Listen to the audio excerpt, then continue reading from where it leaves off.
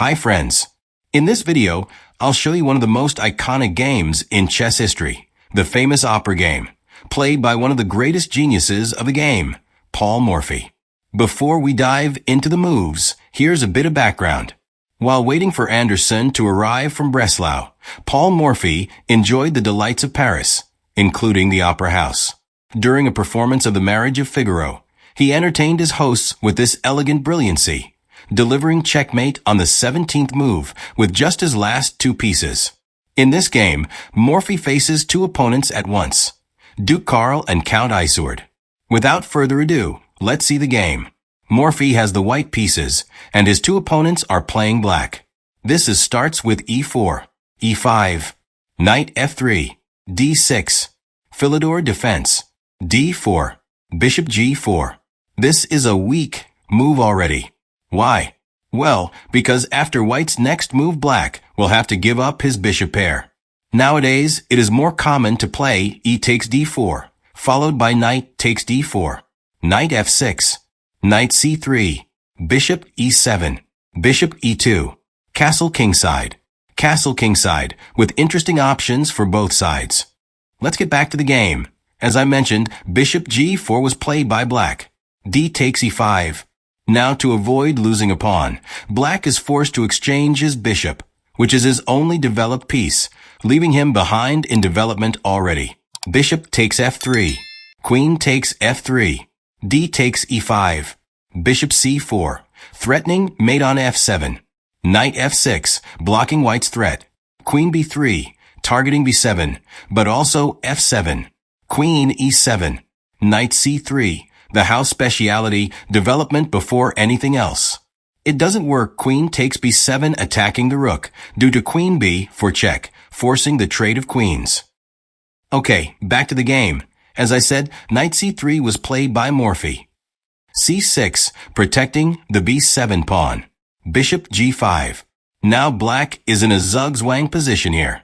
He can't develop his b8 knight because his pawn on b7 is hanging, and the bishop is blocked by the queen. b5. Too optimistic. Black's lag in development doesn't permit such a weakening move. However, it was no better to play knight a6 because of bishop takes a6. B takes a6 and queen c4, attacking the a6 and c6 pawns. h6 doesn't improve black's position after bishop takes f6. G takes f6 and castle queenside. We can see that white's moves are simple. All he has to do is keep developing. Back to the game. As I mentioned, b5 was played by black. Knight takes b5. White's lead in development permits and even demands sacrifices. C takes b5. Bishop takes b5 check. Knight bd7. Castle queenside, with a simple threat of bishop takes f6, followed by taking on d7. Or indeed bishop takes d7 check straight away, exploiting the fact that both black knights are pinned. Rook d8. Unfortunately, castle queenside loses to bishop a6 check and queen b7, checkmate. Let's return to the game. As I mentioned, rook d8 was played by black. Rook takes d7. What a move. This prepares to bring the only missing piece into play, the king's rook, and already planning the final combination. Rook takes d7. Rook d1. Queen e6. There is no time for queen b4 in view of bishop takes f6, threatening bishop takes d7 mate. Back to the game. As I said, queen e6 was played by black. Bishop takes d7 check. Excellent move. Morphy was looking for a brilliancy. Queen takes e6 check. F takes e6, and bishop takes f6 is an easy winning ending.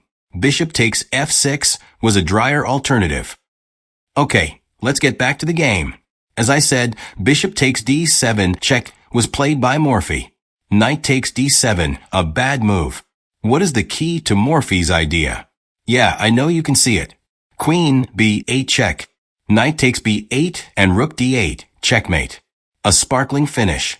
An extraordinary game by Morphy. It's true that his opponents were rather weak, but that doesn't take away from the brilliance of the play displayed by the American genius. Without a doubt, a game worth watching 1,000 times over.